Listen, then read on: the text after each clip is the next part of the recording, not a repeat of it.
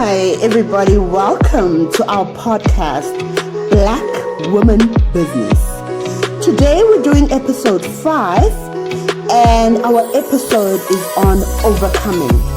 If you remember well, our last episode was on fears, doubts, and epic failures. I've heard a lot of people come through and ask, how do you overcome? How do you stand strong, Thuli? And also, how do you find ways to just go over all the obstacles that are presented to you? Today, I am going to address those, and I'm also going to make it a little extra interesting. I've got somebody joining me here again. So, I've got a fellow podcaster, fellow mother, fellow businesswoman, fellow community person, Fernando. And Fernando will introduce herself. And I'm so glad to have her here today as we tackle how to overcome. Fernando, here's your space. Please give us a nice intro. A nice intro. All right. I never think about these things, and I should. I don't know why. I just rock up to life. Unprepared. Always. But I am Fernando, and I am, like Thuli said, a fellow podcaster. I initially started as a singer, ne? Okay, I am, ne? A singer? Yeah. Oh, wow. Sing. Yeah, I know. I heard from your podcast. Yes. So I started off as a musician, and but now then I moved to radio. I was presenting radio at Impulse Radio for about 2 years. I did a show with my co-host, Miss Franco, about relationships, and now I focus more. I'm more independent, hence the podcasting. Oh, okay. Yeah, so that's what I do. And I'm a mommy, I'm a wifey, I'm a neighbor. Yeah. Yeah, girl. Yeah. So, Fernando, it's so interesting how you and I actually met, because I've seen you for some time now. Yeah. But at a distance. Okay, so yeah, just so you know, we actually lived in the same complex with yes. Fernando. Yes. But I'm just like, it took me quite some time to get through. Yes. Like, every time I see it was always at a distance, because I know all the other parents of our kids pretty well. Yes. So, and you can see I'm very... Yeah. Yeah, like, hey! Hello! So, when we met, and I was just like, okay, so that's David's mom. And David's the most energetic child. Yo, guys... I don't know from where, but yes. He's the most energetic. So I was expecting parents that are also going to be like, hey, we are the parents. And I'm just like, okay. They're very quiet, very much to themselves. Yeah. Okay, fine. And then it took quite a while, actually, for me to knock down that door. But I'm so glad we finally met. I'm also glad you did, because I think one thing, I'll put it out here, because I'm visually impaired. So there's a certain distance up to where I can see. Okay. And a lot of people don't know that, maybe because of just how I just go, I just walk, I just do my thing.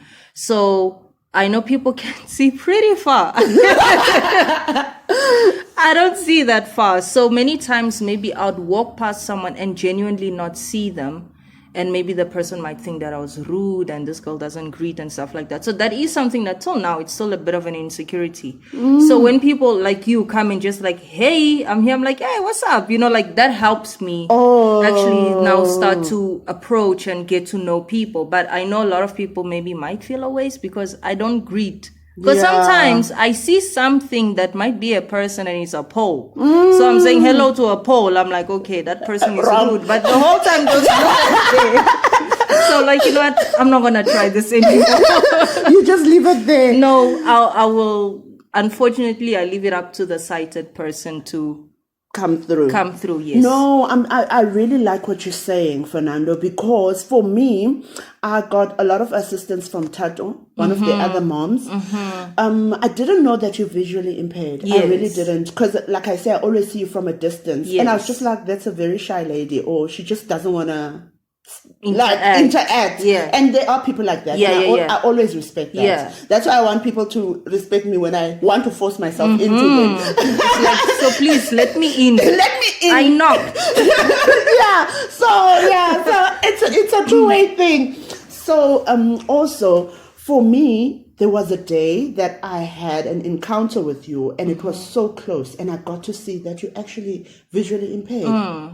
I was shattered. Yeah. When I walked home, and to realize that this lady that I thought maybe wanted nothing to do with the neighbors, you don't want to do the whole high thing. Yeah.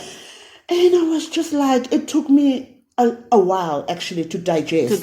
And then I don't know, one time I was also chatting with Tando, and I mentioned that's the time when they were fixing the veranda, the balconies. The balconies. Yes. Yeah. And she mentioned something, and I said, I don't know how to approach. We get so nervous. Yes. I think as able people or whatever. Yeah.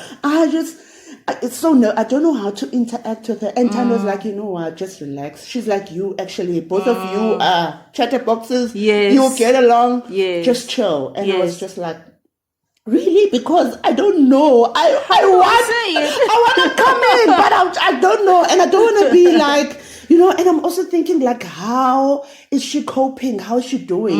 Because from when I first saw you, I thought your visual impairment was something that happened recently. I thought it was just like maybe because I put on contacts quite often, so I sometimes get conjunctivitis and I treat and whatever. So I know how it is, and I know how it is when it's new. So for me, when I saw you, I thought, okay, this is a new thing, and she's probably going through quite a lot now. Yeah, and I only got to know on your podcast that I mean, it's not something that happened yesterday. It's like 23 years ago. And it's funny you say Oh, she's. There we go. Conjunctivitis. Yes. Because that's actually how my condition started. I was 10 at the time, living in Mozambique. And so I got the infection. And it was just such a weird thing. Because even now, actually, my dad was... Every time I speak to my parents, more details come to the full story. But I guess it just to make it shorter is I had to move from my parents' house to my aunt's house because my father was traveling a lot and my mother had myself and my younger brother. So she couldn't take me to school and then take him to school and then take herself to work. And then, and my one cousin went to the same school that I had recently moved to. And so I was at my aunt's house for that. I'd say for January, February, I was going to school with my cousin and and then I got the infection, conjunctivitis, which I got pretty commonly. I don't know if it's because I always played in sand, because you know what I lie when I say I don't know where my son is from. That one is my son, because it's like that. You played like that. I played like that. I was that child. I didn't want shoes. I didn't want a shirt. I had dust in my hair all the time. That was me. So my son, low key. Okay, you. Yeah. So my mother was a nurse, right? She's now retired, so she had to retire early. But at the time she was actively working. So my aunt and uncle, they are, I think, 12 apostle. I can't remember what the church was. Yes. And they had this thing where the men and women didn't go to church at the same time. Okay. Or they had the men's service or something. I can't remember, but they were not together. My aunt was at church. My uncle was home. My mom called me, how's everything? And I told her, I'm good. I've got tests, but also I've got this conjunctivitis. And she's like, okay, cool. Who's home? And I said, uncle is home. And she says, let me talk to uncle. So the conversation she had with my uncle, I didn't know. Where she had asked him, do you have medication? And he said, I do have, but it's expired. Because my uncle is a carpenter, so he also gets a lot of crap in his eye. Okay. So he has some random ointment. So she said, no, don't use that. Tomorrow I'll send new medicine. That conversation didn't get to me. My uncle goes out to church. My aunt comes back and they don't meet. And my aunt comes and she's in a panic. Oh my God, somebody else's child is sick. What am I going to do? And then she saw like, oh crap, I do have eye ointment, but it was expired. So then that's what she used to try and treat. And I know many people like, aren't you angry at her, whatever? I'm like, that woman was, if you saw the panic that I saw, she genuinely was trying to help.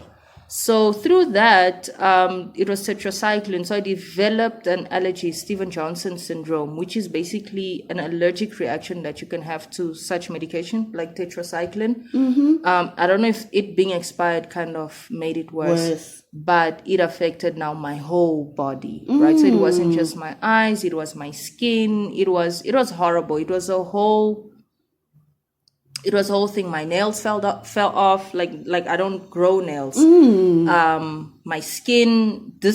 I like joking with my mom. We call this new skin because everything was just gone. But and that's how I came to South Africa basically for treatment. This is in 1999. And after I healed, my eyesight did not. And from there my corneas got messed up on my left eye. I have zero sight. I tried a few cornea transplants, but they didn't stick because my tear glands dried up. So I also don't have tears as well. So I need to manually lubricate my eyes. I use an ointment for that.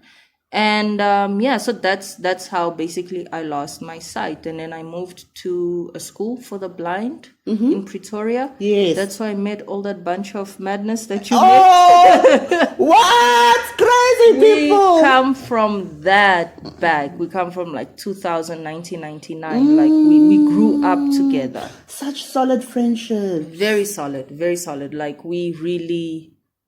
we have something that I know a lot of people don't have in friendships. Yeah, you're right. And we value that a lot of each other. That's so beautiful. Yeah, that's beautiful. That's how what I want to find out, Fernando, is the moment that you actually realized, okay, so because of this whole thing, there's now changes. You have to move to South Africa. You have to go to school for the blind. And, I think, I don't know, with my little mind, I'm thinking there's a moment where you think, okay, now there's situations that occurred I need to overcome and be happy with myself, happy with the present moment.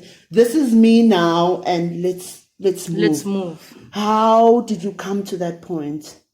I always found that somehow, and looking back now, and especially now that you're saying overcome, there's something in me. I don't know whether it's because of the journey or if it's something that I've always had, but there's something in me that has always known what to do. But you just don't do it, type of thing. So I think everyone might have that, where that if I actually do this, this thing is gonna, and a very concrete example of that is when still very little, I would say maybe, so this happened, I was 11.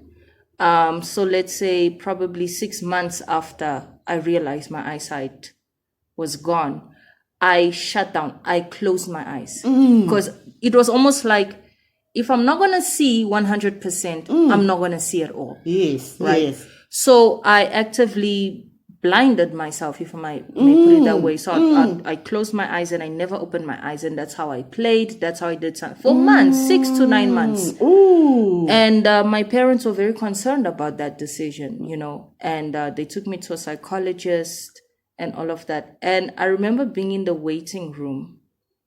And I said to myself, this lady's going to make me pinch my eyes closed and open a few times.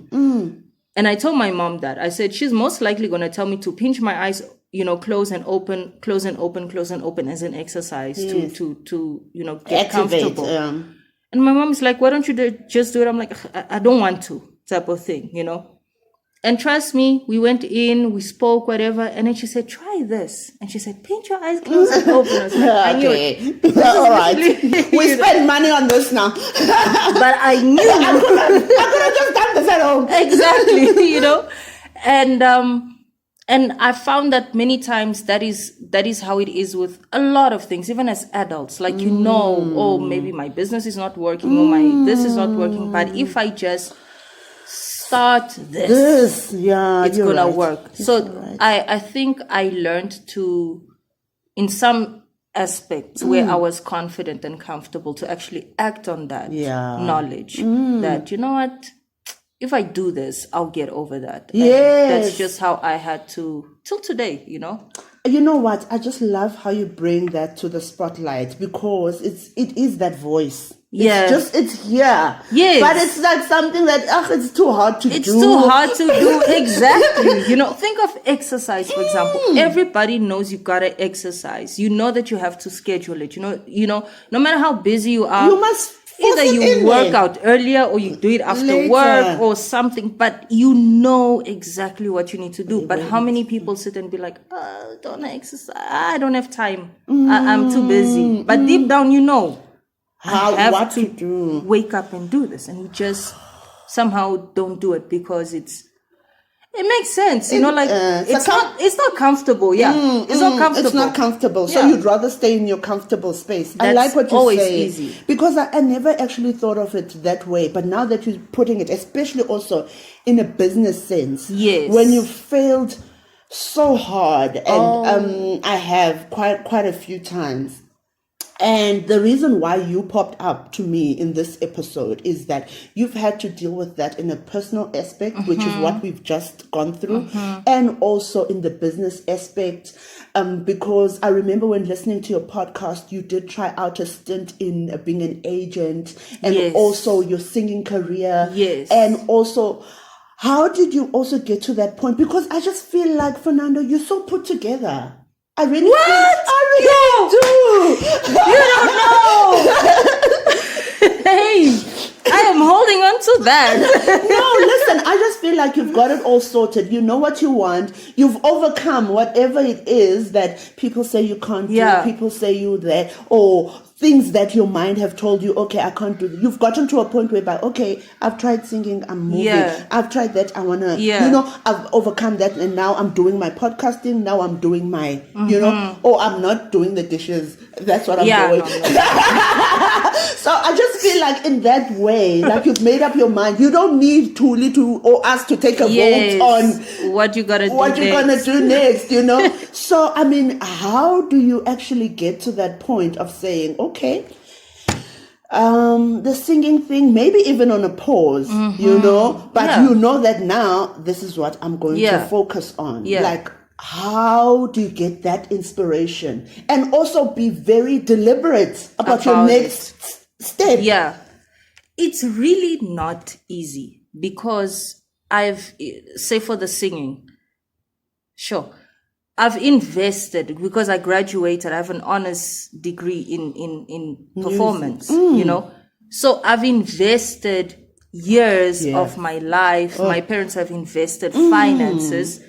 And it didn't work out. It wasn't easy. I've had gigs where people really didn't pay me. I've had gigs where I voluntarily performed without getting payment for exposure. I don't know, exposure. Oh, people love that one. And it's like, it's ludicrous, really. No, you know? And I like it. In a performance where people say exposure doesn't pay bills, bro. You know? And that's it does not pay bills. It doesn't pay for that microphone that I have to invest in to give you the best performance, you know? And the time and the travel. I have to practice. I have to be good at what I do for me to give you those 45 minutes. It takes time before, and people I think only think of, you're just singing. But how long did it take me to actually practice? I have to take a good hour every day, you know, to get to give you the best performance, you know. And I'm very big on that. This is one thing that I do have. If I'm not going to do it well, I'm not going to do it at all. Okay. So if I'm not going to give you the best that I know I can give you, and I know that I can improve from, I'm not going to do it, you know. So I could see that my music wasn't taking me there. I was begging, and I've got a little bit of pride as well, where I hate to beg. I hate to feel like I am at somebody's mercy. And because I'm a beginner, then I have to humble. Look, I'm humble in, my attitude and type of thing, but my worth, like the investment, how long did I go to school for this? You're right. You're right. You're not even giving me minimum wage. I'm not even asking for professional fee. I'm giving you minimum salary. You don't want to pay me the minimum. So Should I eat really crumbs? No, I'm not willing to do that, And then I've failed so much. I never thought about how much I've failed. I've always heard about people failing. But you never associated with yourself. That's not something I do. No, bruh, I've failed. I've tried with my friend. You met her, Miss Unique Nas. Yes, I met her. We did. We tried. We tried buying an event franchise. We paid for that. Ooh. Money gone. Do you understand? We didn't get what we were supposed to get. And this time we just out of university. We put together 20,000 rands. I'm newly married, and we're like, let's do things this going. thing. Nothing came out of that. My husband and I invested in CBD. I won't even tell you how much money went we lost in there because the market wasn't ready. And we also, you have to take that responsibility of, we didn't do the due diligence of doing the market research and making sure that the people we were targeting were actually interested in our product and all that, and there's that go big or go home. Yeah. Not always. You were talking about myths the other day. Yes, that's a myth. This is a myth. Start small, tread lightly, understand what you're doing. Because when you go big, the loss is too damaging. It's very damaging, So it's lessons that I'm happy I learned and have overcome quite well. I've had to, because if we don't, then we're stuck. You do stay stuck, and I stay at home with my son. Like now we are homeschooling full time, but I'm a stay at home. And if I let these get to me, depression will eat me up. It will. It's very easy. And I don't want that. Like you saying I'm put together and hey, I need to hold on to something. Yes, no, please keep that. And you are. Trust me, you are put together. And I think sometimes having gone through these obstacles or losses, if I can put it like that, makes you, I don't know, it makes you think, it makes you wiser. Because I know that whole story of losing a big investment. But I'm telling you, Fernando, it goes nothing close to investing your time and your talent and all of that. But what I can account is from my own personal experience is that whole story of after having given so much, and you get that kick in the stomach. The only thing that really helps me rise after that is thinking, firstly, I don't like to waste my failures. Yes. Because if I failed on something, you need to have gotten something out of it. I need to have gotten something out of it. Most times, I will take the same element that has made me fail and I will say, okay, I know you're a 2. Let me see how I can get you into a 5. Or I shot a little bit to the left. Let me shoot again a little bit to the right. But it's so painful to set yourself up for the next shot again. It is.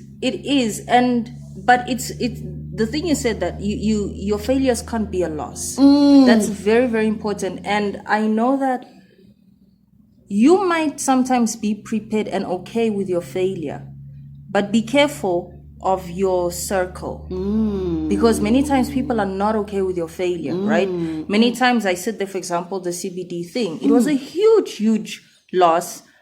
But I've made peace with the fact that, hey, it's didn't done, go right, But then my mother will sit there and be like, Ish, if only. But that thing, man,